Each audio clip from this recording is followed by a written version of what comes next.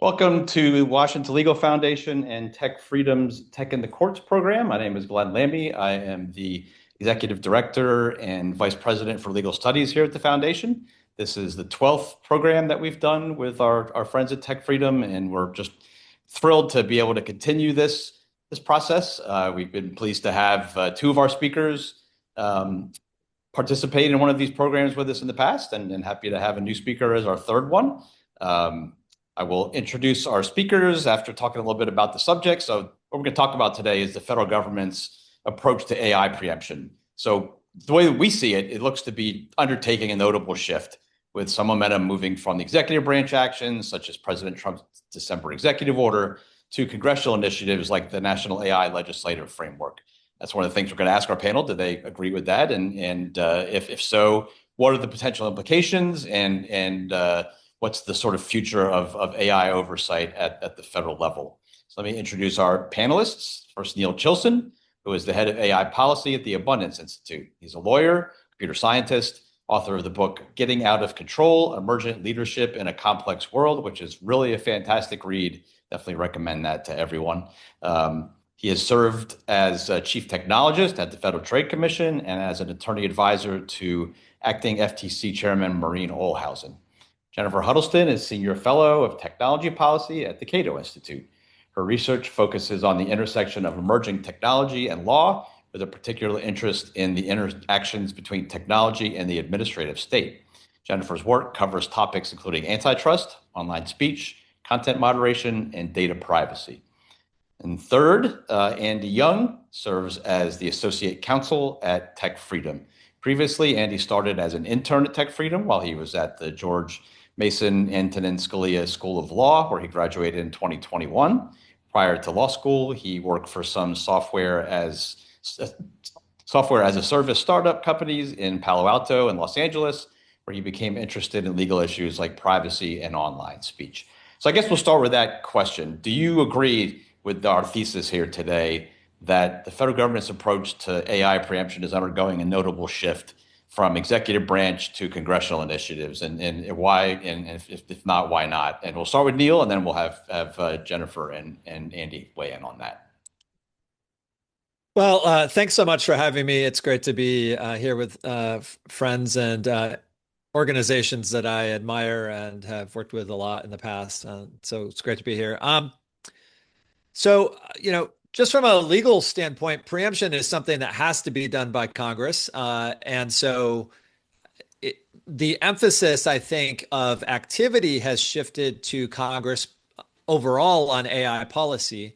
We saw in the previous administration, lots of activity in the executive branch, much less activity in Congress. That continued on into the Trump administration. And Congress has, in the past contemplated how it would act with regard to state laws with some attachments that it would put on must pass legislation. And so we had these fights over, the summer of 2025 on moratorium. And so there has been activity in Congress about this, but I think you're right to point out that the biggest change has been that the executive branch has provided a sort of template of policy to Congress and then said, this is what we endorse. These are the types of congressional actions that we would endorse. And included in that is provisions around preemption and the dimensions of preemption of state AI regulation. And so that has been the big change. It's been handing off of the baton to Congress, where preemption authority ultimately lies. And we'll see how Congress takes that up. Thanks, Neil. Jennifer, thoughts that you want to share to start out? So I think we first need to start by having the conversation of why are we having this preemption conversation at all? And when it comes to many elements of AI policy, so when we're talking about model level regulation or regulation around issues such as data privacy in general, those tend to be interstate issues. In other words, if a single state, which I know we'll talk about, for example, what's happened in Colorado later on, passes regulation at that level, it will impact the entire innovation ecosystem because it's not possible to just comply in that state. So these are inherently interstate issues because questions of data flows, questions of model regulation, questions of technological development aren't just going to apply within a single state's borders.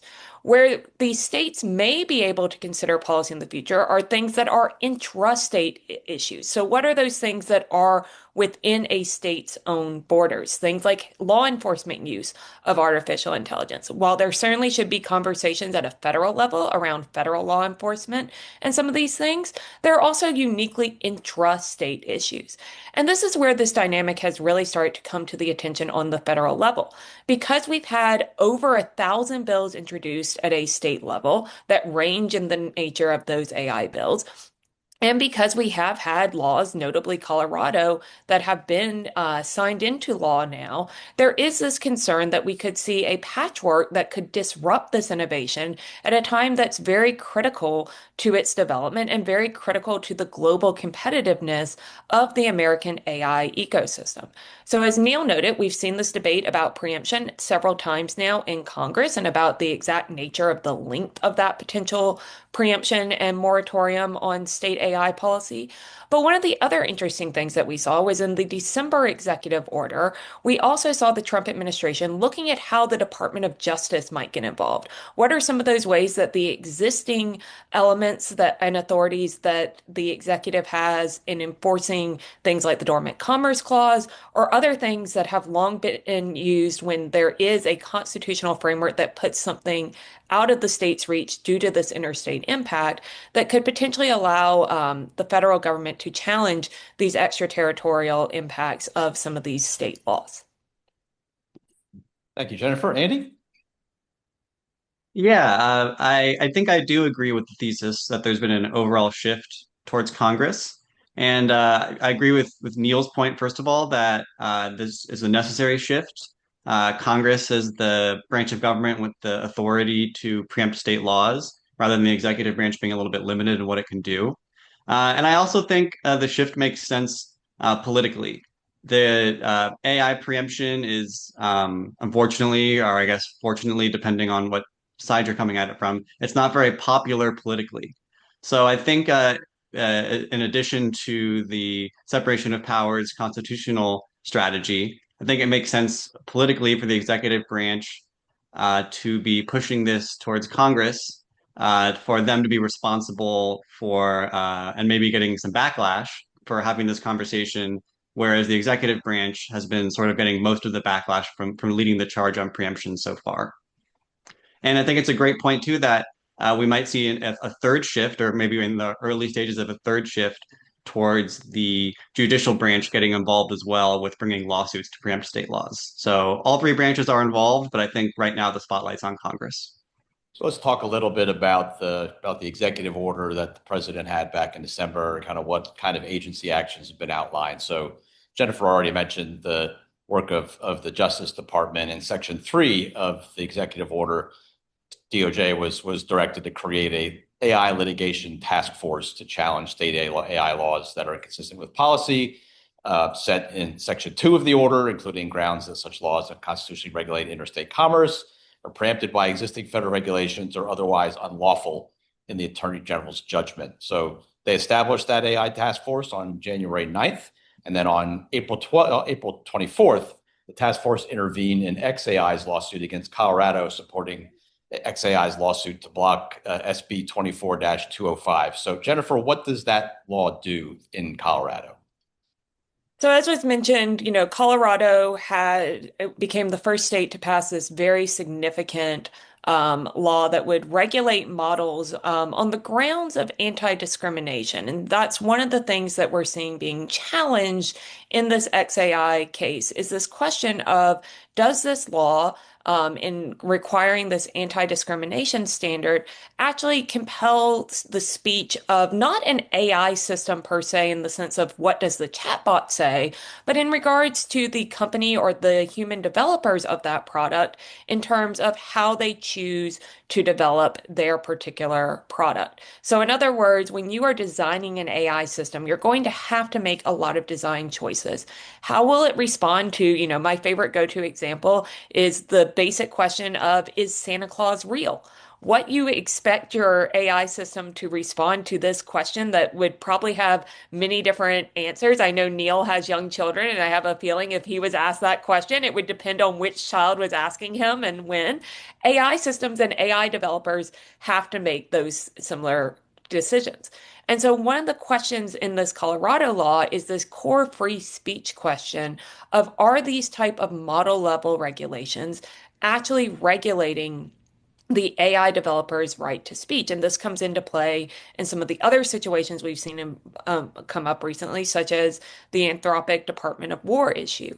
Notably, we recently saw the Department of Justice join this case on XAI's side with regards to this anti-discrimination element and this question of, was this an overly burdensome element was this a content neutral element? Was this a free speech issue when it comes to the anti-discrimination portions of the law?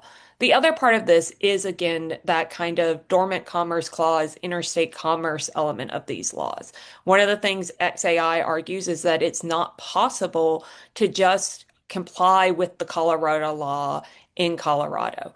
And we've seen these type of laws be challenged with regards to speech, notably in the state of Colorado several times, as my colleague David and Sarah points out in a piece. Colorado seems to have quite the losing streak when it comes to drafting these kind of anti-discrimination requirements. We can think about 303 Creative. We can think about, this term's case on therapy, on certain types of therapy. This seems to be something that has been challenged repeatedly with regards to how they're drafting it.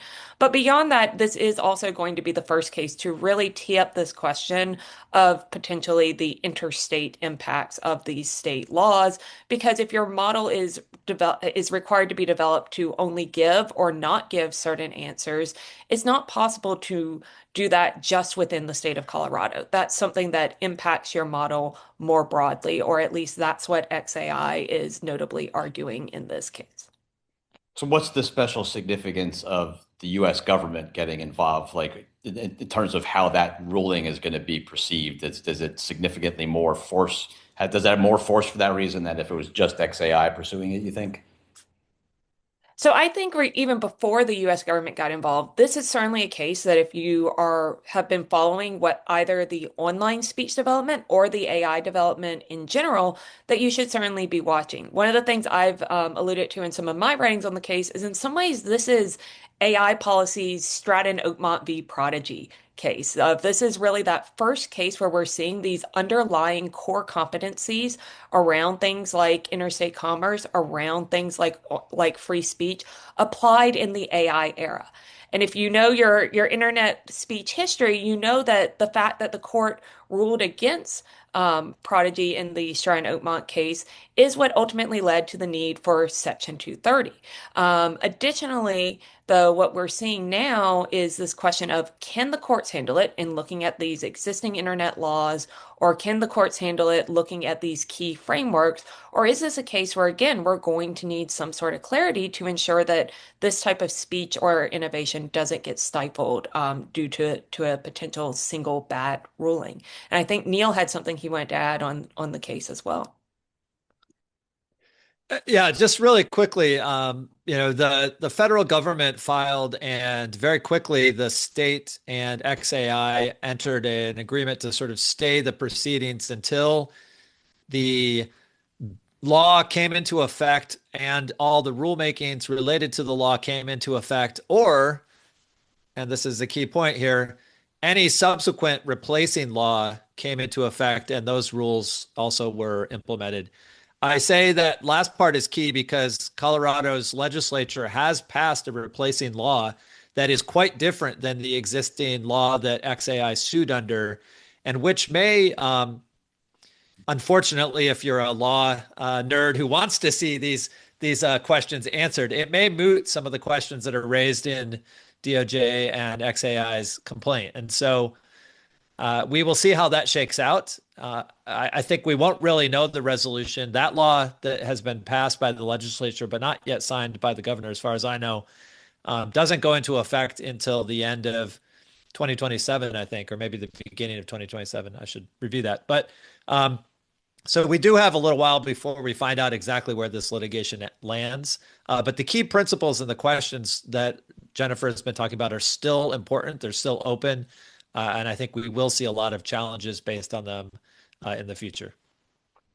Thanks, Neil. I forgot to note at the outset that if you do have any questions while we're going along, there's a Q&A widget in the Zoom toolbar. You're welcome to ask your questions. We will try to get to them towards the end of the discussion today. So other agencies were asked to do things in the executive order. There's 3 provisions that were due on March 11th, and they have not been completed or publicly announced. One is the FTC is supposed to issue a policy statement on how consumer protection law applies to AI models, including when it could override state laws that quote unquote alter their truthful outputs.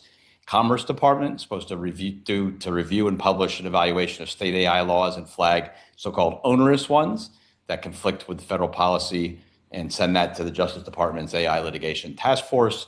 Commerce was also supposed to set rules tying broadband funding to state AI laws. And the FCC was also tasked with considering whether to create a national AI reporting and transparency standard that would preempt conflicting state laws, but not until 90 days after those laws are identified by Commerce. Andy, do you think the agencies are going to follow through with these directives, or has the focus fully shifted to legislative action by Congress?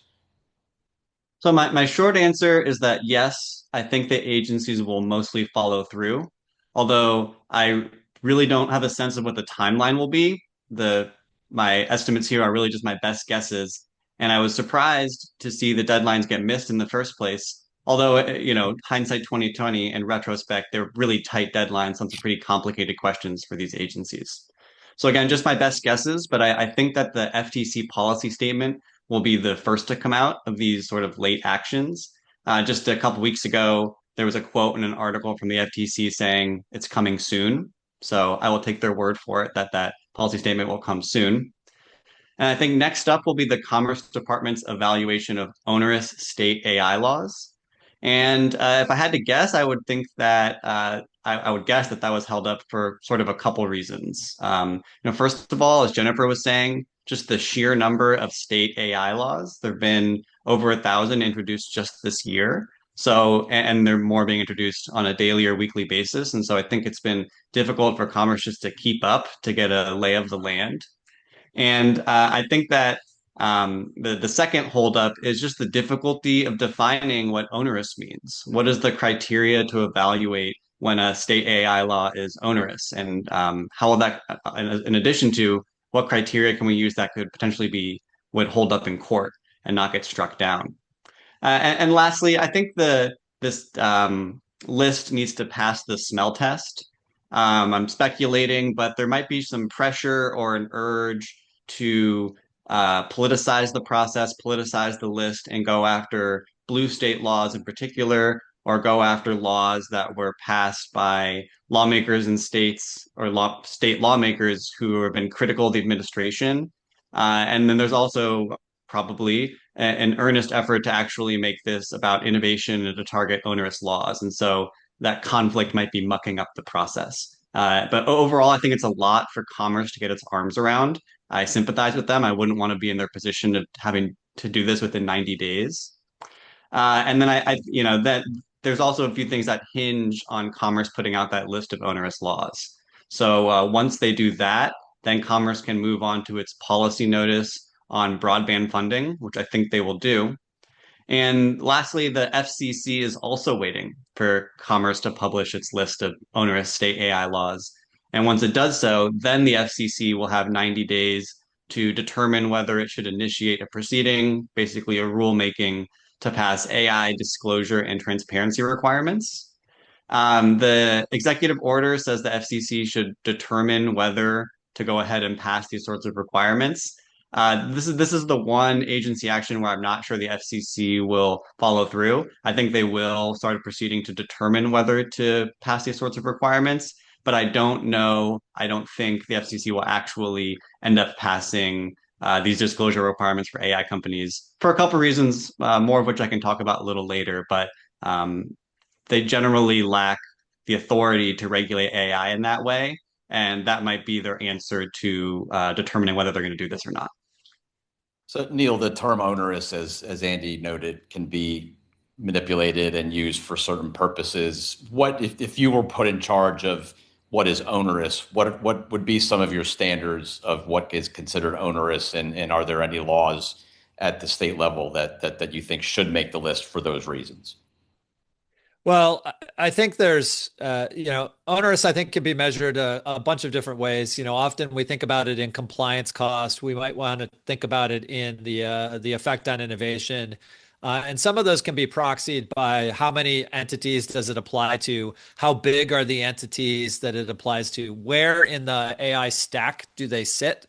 And we were talking a little bit about this earlier, where, for example, model development, the core software that powers the AI chatbots, but which is not the same thing as the AI chatbots.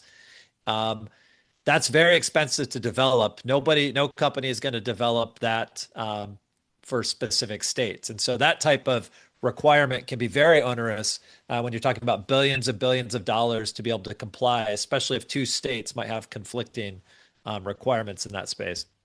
So those are some of the dimensions I might measure, onerous on. I think the other key thing, and you could slide this into onerous, although it's not exactly. The other key question that the Commerce Department is going to have to answer is this something we could win a preemption case on? So there very much you're going to have to ask, is this interstate activity? Now, as the listeners may recognize, the courts have been quite generous historically in what counts as interstate activity.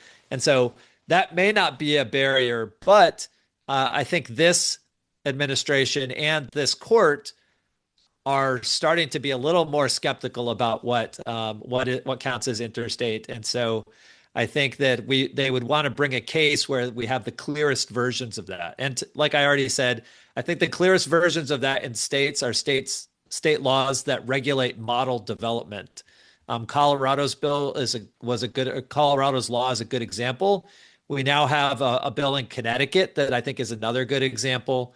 And there are a bunch of state chatbot laws that, because of their vague definitions, may also have implications for how the models themselves are developed. And so those might fit in as well. There are lots of bad ideas out there. There are also lots of those thousand bills. There's lots of pretty innocuous or very state-specific ideas.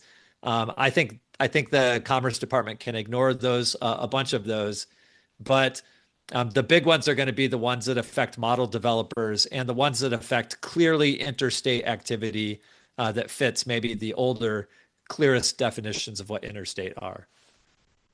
So talking about the FCC then, Andy, should that agency be in charge of reporting and transparency requirements for AI, you think?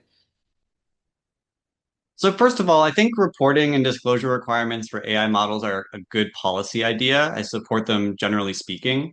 But I don't think the FCC is the right agency or government body to be in charge of that effort. And basically, I just think the FCC lacks the authority over AI companies to pass those sorts of requirements for the companies themselves. The FCC has authority over communication services, which is basically the hardware of communications infrastructure. So while the inputs and outputs of AI systems might ride on the backbone of this communications infrastructure, the FCC doesn't have the authority to regulate the AI companies themselves in terms of mandating that the AI companies put out reports or disclose on how their models were trained or disclose on, let's say, safeguards that are built into their models. By the same token, the Department of Transportation can't regulate farms just because farmers use highways to transport their produce. The FCC might try and step in and regulate using what's known as its ancillary authority. This is a form of residual authority, which allows the FCC to regulate matters not explicitly covered in the Communications Act, but still ancillary authority must be rooted in the FCC's statutory authority over communications infrastructure. So first, the FCC would have to establish that it has authority over these AI companies themselves, which I think would be difficult for it to do. To end on a positive note, like I said, I support the idea of disclosure requirements for AI companies. They're doing a lot of it voluntarily, so I don't know how much of a need or a void there is. But if we were to pass these sorts of requirements, I think NIST or NTIA would be better government bodies to do it than the Federal Communications Commission. Jennifer, thoughts on this? I think that Andy and Neil covered a lot of what I was thinking already. So I know our time is limited, so I'll let us continue. Okay, great, thanks. So one of the things the FTC said, as Andy noted, that this policy statement will be coming out, quote, very soon. The statement will cover how, quote, the Federal Trade Commission Act's prohibition on unfair and deceptive practices applies to AI models, and explain the circumstances under which state laws that require alterations to the truthful outputs of AI models are preempted by the FTC Act's prohibition on engaging in deceptive acts or practices affecting commerce. Neil, how does the FTC's UDAP authority apply to AI? You think, what are the circumstances under which FTC's deception authority would apply here and potentially preempt state law? So this is a very interesting provision in the executive order. It's the one that caught my attention, given my background with the FTC the most. And I have dug a little bit into this. Generally speaking, the UDAP authority, which is the Unfair Deceptive Acts or Practices Authority under Section 5 of the FTC Act, applies to every industry except for a few that are exempted from FTC jurisdiction, including common carriers, for example. And this authority, it splits in nicely into deception and unfairness. And I think this executive order is largely about deception, so I'll stay there. And that a deceptive act is one under FTC guidance and case law that is a representation or omission that is likely to mislead a consumer acting reasonably, and that is material to their decision, meaning that without that representation or that omission, they would have made a different decision, or they would likely to make a different decision.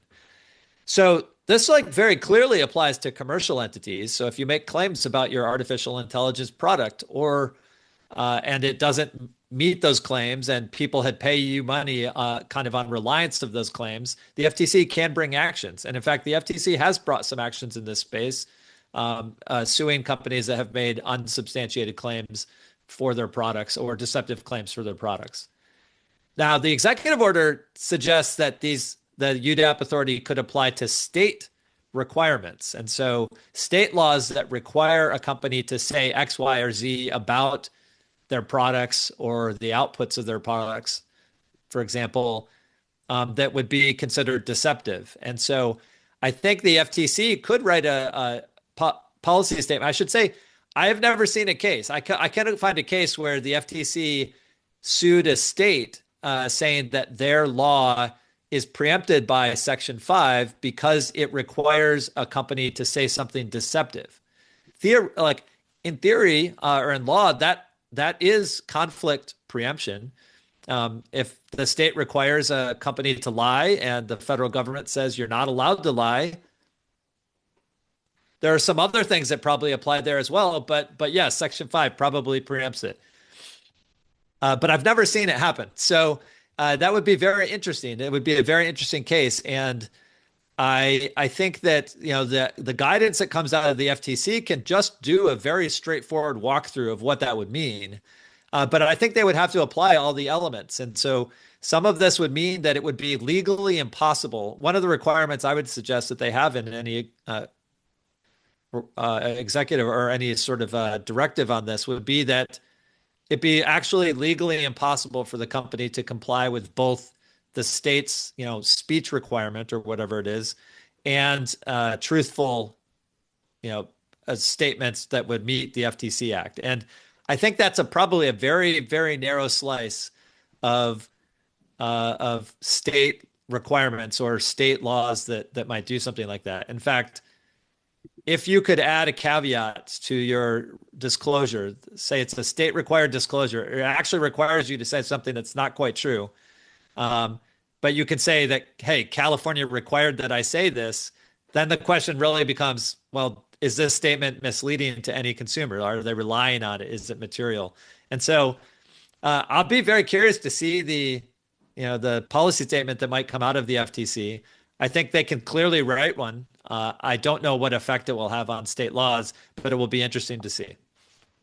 So, Andy, does the FTC Act preempt state laws on its face, or do you think they would require additional agency actions, such as something like a rulemaking?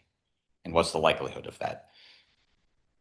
Ultimately, it would require a rulemaking. I don't think the FTC Act on its face preempts state laws. And as Neil said, I have not seen a case. I don't think the FTC has ever tried or argued that it could preempt state law just relying on the text of the FTC Act.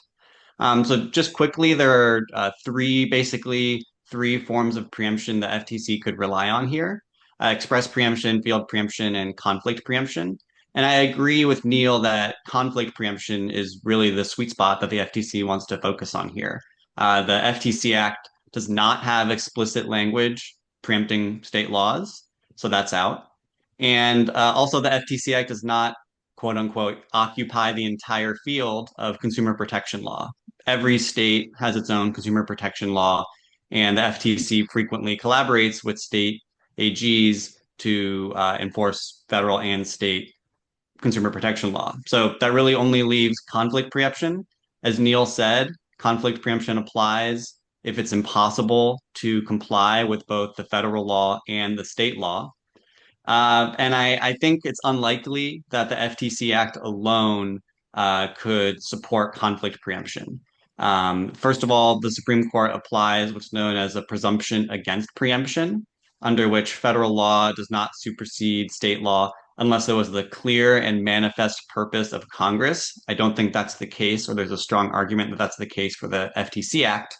And the FTC Act, courts have recognized, commentators have recognized, was deliberately framed in general terms. It doesn't provide the type of specific prescriptive rules that you would need to conflict directly with state AI laws.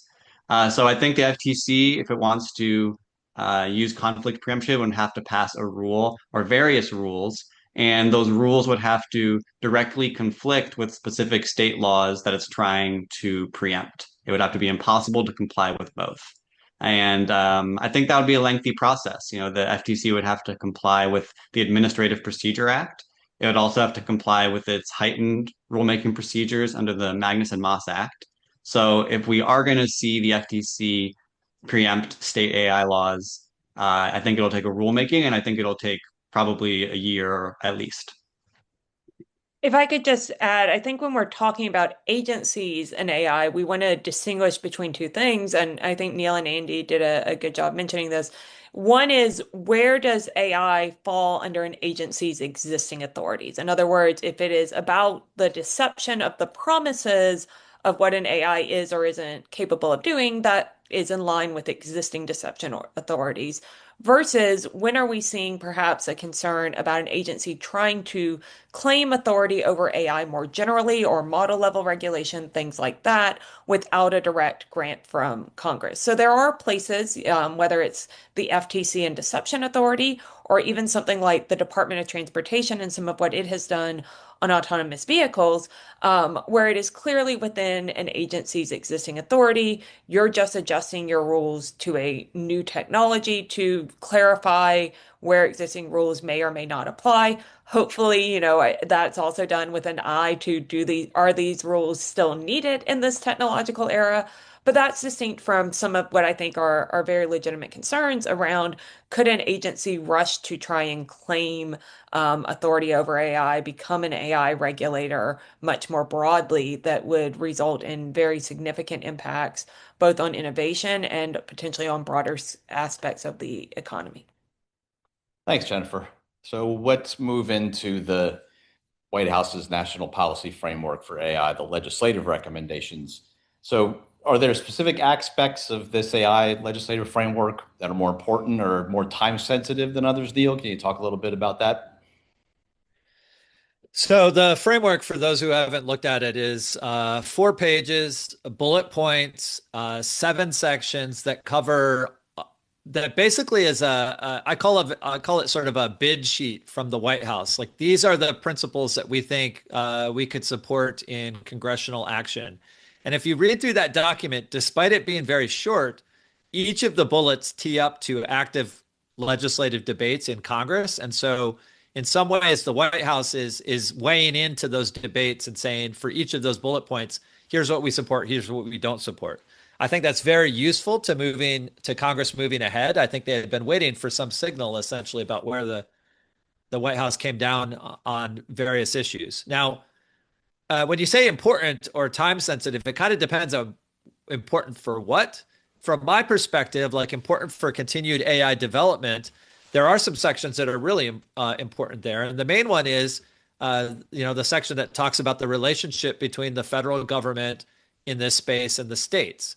As we talked about before, there is there's a growing patchwork of state laws, very active legislative area in the states, and Congress needs to do something. And so that section that talks about, like, what the federal government's going to do and what they're going to leave to the states, I think is the most important for setting the right ecosystem for continued AI development.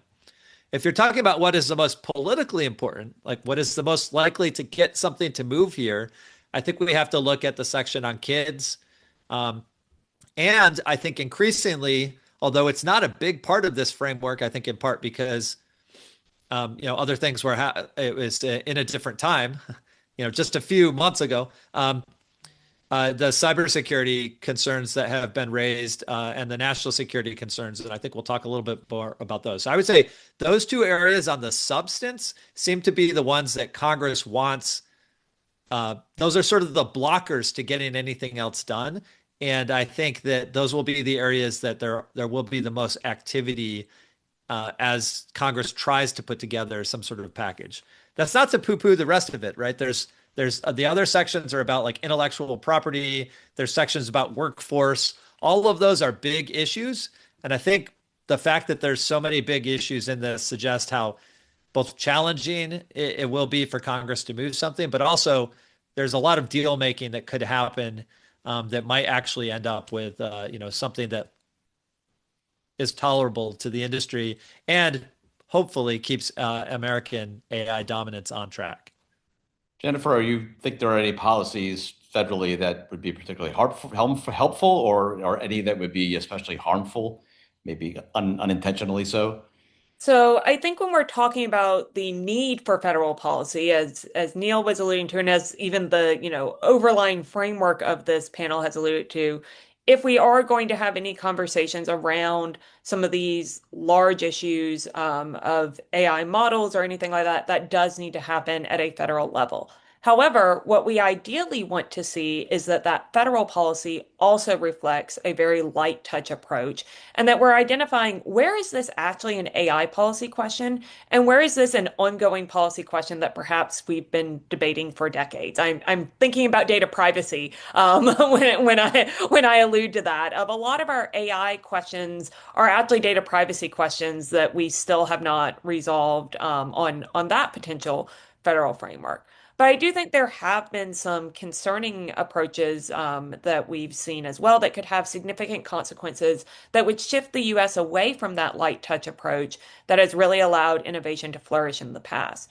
For example, just a week or so ago, we saw a renewed debate over this kind of FDA for AI, this pre-approval potential model of for AI that could be really burdensome on products and would be a much more European approach where products had to fully prove themselves safe to government regulators versus the more dynamic innovation that we've traditionally seen that's really allowed US innovators and entrepreneurs to find a unique way to launch their products, to find opportunities where they feel they can serve consumers without having to always go get government approval first and always having this kind of presumption of the worst case scenario upon them.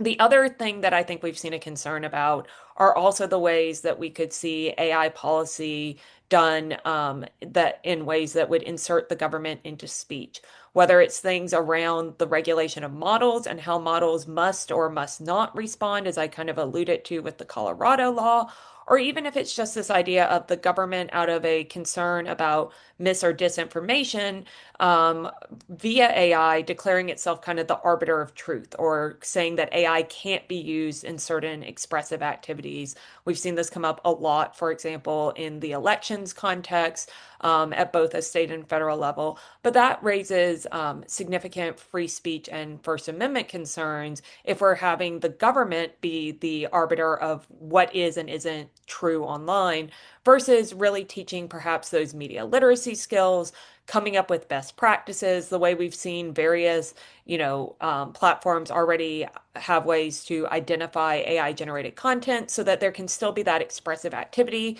for things like parody, but at the same time, we can see a solution that helps consumers stay informed. I'm sorry, Andy, go ahead. Quickly add to that, and the White House legislative AI framework had a whole provision, a whole section on free speech, which I found interesting on the one hand and encouraging on the other hand. So the first bullet point in that provision says that Congress should prevent the United States government from coercing technology providers, AI providers, to ban or compel or alter speech from the models. That's the part I find a little bit confusing because I think the First Amendment is already doing a lot of that work rather than Congress having to step in and pass additional laws preventing the government from interfering with speech. But the second bullet point in that section is the one I find encouraging. It says that Congress should provide an effective means for Americans to seek redress from agency actions to censor expression on AI platforms. And I read that as an anti-jawboning directive.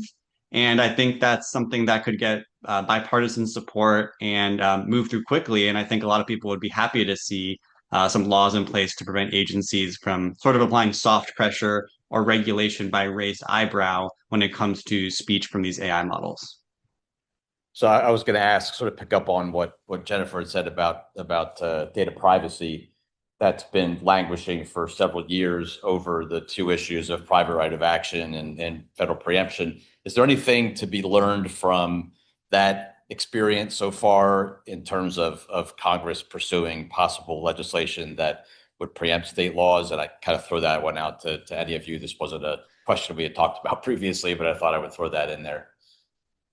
I'll just say real quick, I think the lesson to be learned is the longer you wait and the more solidified state laws get, the more constituencies they have lobbying for them. And I don't just mean the sort of representatives of those states or the residents of those states or the legislatures, but also the compliance lawyers who are, making sure that the companies are meeting this 50 state patchwork, where, it's not clear that Nebraska is more protected from in data privacy than California is, but certainly the laws are different. And so the longer you wait, the harder it gets to do preemption. And that's a lesson I think we should take into the AI space. Jennifer, Andy, any thoughts on that before we move on? Yeah, I was going to add similarly. I think that it illustrates, how you will often see a patchwork emerge. What started just as California has now grown to over 21 states, many which have different data privacy laws. While there are a few leading models, these models are not identical, meaning that it can create confusion for both consumers as well as for innovators, and particularly for those smaller innovators, for the startups who may not have that army of lawyers on hand. And so this isn't, necessarily a second best solution. This can create its own kind of confusion as well, so that even if you saw all 50 states with a data privacy law, for example, you still are going to have consumers who don't know what their rights are or why, their friend in Virginia's rights are different than Maryland's rights. And you're going to have a lot of this confusion on cross-border data flows as well. And why this is distinct from, say, what we might see just, well, normally a state can have different laws from another state, and we see that as part of the competition between states at times, is that when it comes to these technologies, one of their real advantages has been their ability to cross borders and to really allow us to connect with one another. And that's what makes state level regulation of the internet and now AI so kind of particularly burdensome on innovation, and particularly on those smaller innovators. What you often end up with is a Sacramento effect, where Sacramento, California, being a large populous state that tends to pass burdensome laws, can become a de facto federal regulator, coupled with a Brussels effect, where Europe seems to have decided that its primary innovation related element is to lead to these kind of regulatory policies that are largely targeting American tech companies. And so what you end up with is the small and mid-size and the large companies sandwiched between two different types of regulation, even if the overall federal approach remains this light touch approach. So in the past week, we've heard from National Economic Council Director Kevin Hassett, who thinks the federal government should evaluate new AI models, kind of like the same way that FDA evaluates through drugs and devices. And then there was a story in the Washington Post yesterday that a quote unquote knife fight is going on between Commerce Department and the intelligence agencies over AI evaluation. So Neil, what does this portend for advances in AI and sort of the larger debate of the level of government involvement that there should be? Well, I think Hassett has walked back that conversation, but I think that implication, which I think was very surprising to people, that initial reference to an FDA style approach, because it's the polar opposite of what the Trump administration has been doing thus far. And so I think what this is suggesting is that there's a lot more parts of the federal government that are getting involved in the AI policy debate, whereas before maybe it was primarily coming out of OSTP and the White House. The whole Anthropic Department of War dust up, I think, made people in the defense sector very interested in this all of a sudden. And I think the Anthropic mythos story about cybersecurity potential for these types of models has woken up a whole nother part of the government apparatus, the national security and the intelligence community.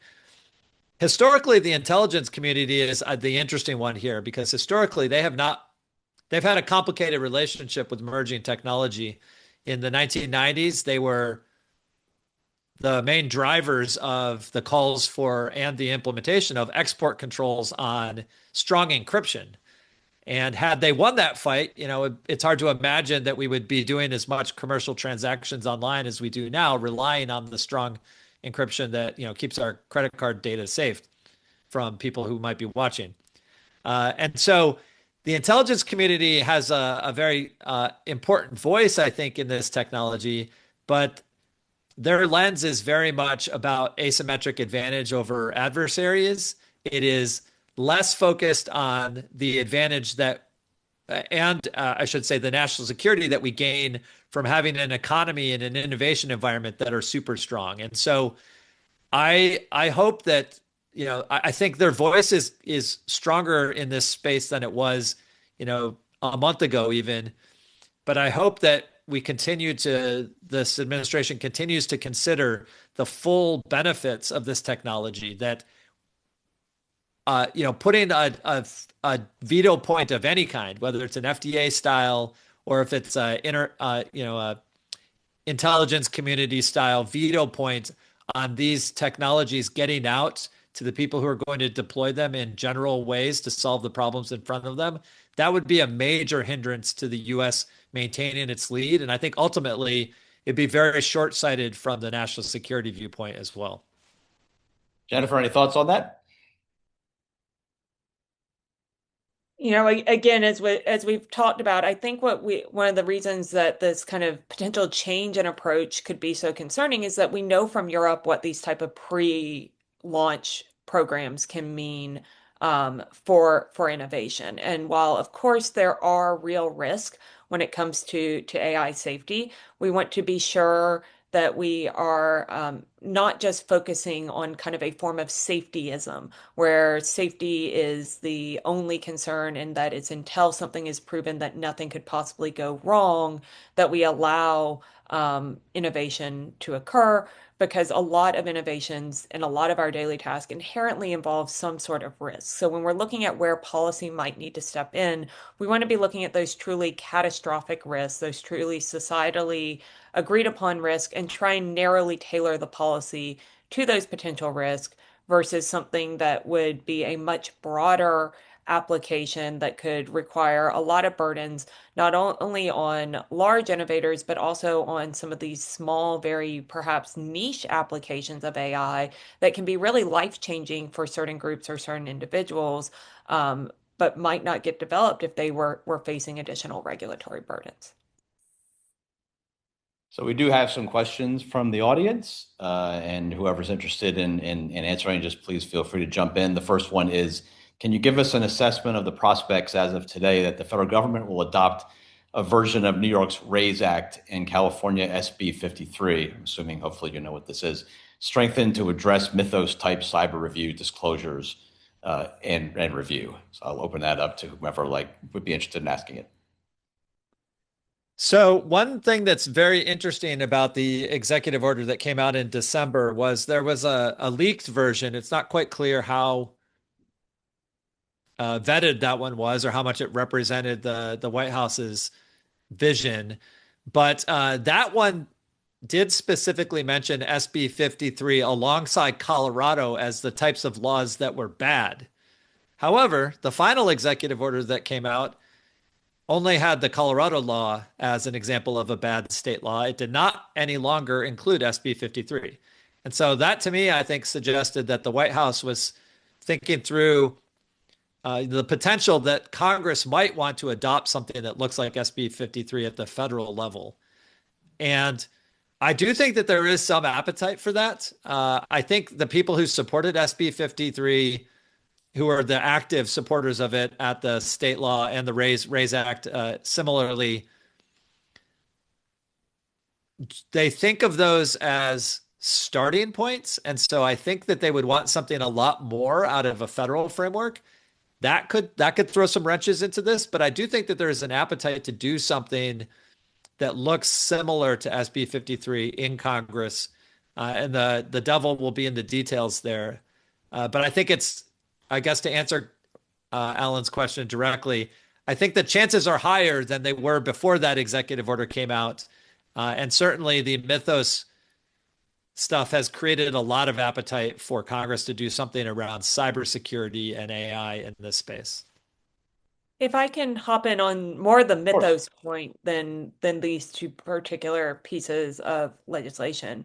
I think we do at times see these real watershed moments where we see this leap forward in AI, and all of a sudden there's a renewed attention or a renewed question around what, if any, policy is necessary.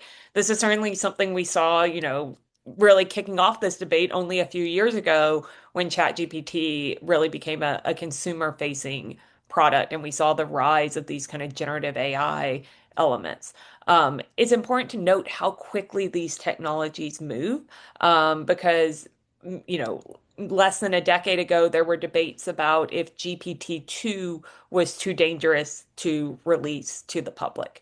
That's not to say the cybersecurity concerns around Mythos are overblown, but more of what we ideally want to see is not only perhaps AI raising cybersecurity concerns, but also a focus on how AI can respond to those cybersecurity concerns as well. And we're already seeing some data around this with Mythos and how it appears to have assisted in patching cybersecurity concerns as well. So when we're having this debate, for example, over AI and cybersecurity, we can't only think about what are the risks, we also have to think about how is AI playing a role in providing solutions to these problems as well.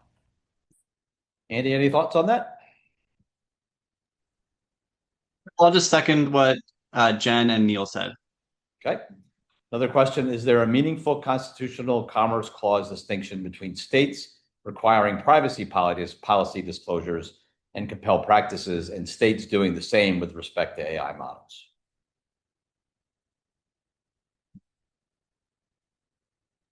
Is there a law professor among us? So Neil, do you want to go first? Or I have an old paper out about dormant commerce clause and state data privacy laws from back around the time of the passage of the California Consumer Privacy Act. I do think that there are potential commerce clause concerns or potential interstate applicability concerns as it relates to many of these state data privacy laws as well. We have not seen them challenged on such grounds, at least to the best of my knowledge. Neil may know something that I'm not aware of. And so I do think that will be interesting to see what this could mean, what if we do see a ruling around AI, if we would see any kind of potential challenges to state privacy laws, if this does become perhaps a renewed debate. One of the places we have seen this debate as well is, of course, also in the online speech space, where we've seen various states try and pass either general content moderation laws or now youth online safety laws. That is a bit distinct because there is already preemption in Section 230 versus these kind of broader Commerce Clause debates that we tend to have when it comes to privacy and AI. I'll just add that, I'm not sure on the privacy like disclosures, whether there's a difference. I do think in compelled practices, when we're talking about AI model development and you're thinking about dormant commerce clause under Pike, the practical effect, the burdensomeness, the whether the burden is incidental or whether there is some special state interest that's being protected. I do think that it's clear that it's much more difficult to comply with compelled practices, depending on what they are, for model development than, say, for individual transactions that any consumer might have within a state, right? You could do those case by case, whereas if you're having to spend $50 billion on an AI model, and now somebody's telling you it has to be tweaked differently in each state, that's very difficult to do. And so I think the Pike factors weigh maybe more against that type of overreach or extraterritorial effect. We have about 5 minutes left, so I'm gonna ask a general question. Do you think that there is a role for the federal government to be more of an evangelist for artificial intelligence? There certainly are a lot of voices out there that are sort of doomsayers and look at the downside of AI and the potential for hazards and dangers. But is there a role for any of the agencies or for the president himself or others to be more of a spokesperson for the technology, especially considering the sort of national security implications of the race to the top against China and other nations? So I often think we forget. I'm sorry, I'm going to jump in first here because Please, it's all right, good, something I absolutely. get really excited about. I think we often forget about education as a policy tool. And I don't mean K-12 education, although of course that is part of it, but education over regulation and helping people understand what is out there and how this might be something that they want to utilize and having perhaps positive interactions with positive government use cases as well. Now, there certainly needs to be guardrails around government use of AI to ensure that civil liberties are protected, particularly in things like the law enforcement context or in some of the debates we've seen recently with the Department of War. However, I think there are a couple of good examples where we have seen the federal government perhaps try and provide opportunities for people to learn and understand more.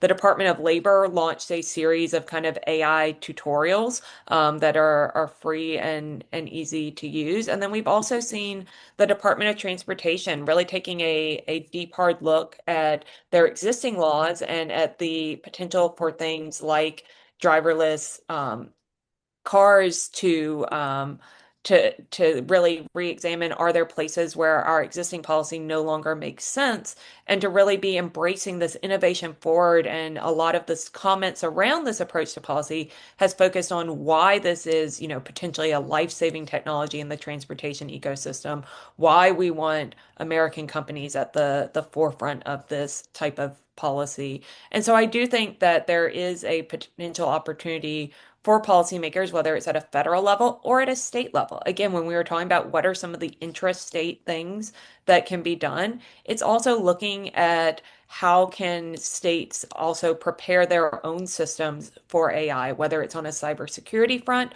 or whether it's on these kind of public education. And I mean that in the sense of educating the public, not public education in the sense of public schools front. I'm gonna Yeah. echo part of what Jennifer said there, and I think there's a one way that the government could set some concerns. The federal government could set some of the citizens or voters' concerns about AI to rest, or at least alleviate them somewhat, is to emphasize the role of existing laws. Early on, the Federal Trade Commission came out and clarified, when ChatGPT was first gaining popularity, and clarified that consumer protection laws apply to AI. I think the quote that they've used a bunch of times, the Federal Trade Commission has used, is that there is no AI exemption from the laws on the books. And this myth that AI is unregulated is actually unhelpful and creates undue panic. And so I think then the example that Jennifer gave of the transportation department stepping in and explaining how existing laws on automated vehicles can be applied or could maybe be amended in the future to um, keep people safe on the roads. I think there's more the federal government and other agencies could do to explain how their existing laws and regulations apply to AI at the moment, which will then inform the conversation about where the gaps actually are in the future. So we have one more question that just jumped in from a viewer. The FDA. So which, with complex regulation on health, AI, and medtech, and you might have a combined role from entities like FDA and FTC. Which regulator do you think is going to sort of take the helm there? I think primarily, if you're talking medical devices, it's going to be the FTC or the FDA who's going to review the medical devices or software that looks like that. And they've set out a bunch of frameworks because medical devices, including ones that include software, are very complicated to run through an entire FDA type process. And so they've tried to streamline that process. They've got a long way to go to make sure that we're getting the max benefits out of this technology and the innovators can actually deliver this to market, which is another part of the public education. The more people actually see real benefits from this technology and they're calling it AI, the less they're going to be afraid of it.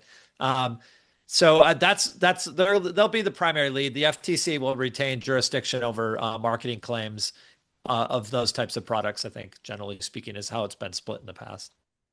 Great. Thanks, Neil. So we've come to our end of our time. Thank everybody for joining us. Thank you to Andy and Jennifer and Neil for providing their insights on this. And I also did not say at the outset, this is being recorded. So if you wanted to watch any of it later or share it with someone that you think would be interested in watching the recording, it will be available on WLF's homepage and also our YouTube page a little bit later in the day today. And again, thank you everyone for joining us.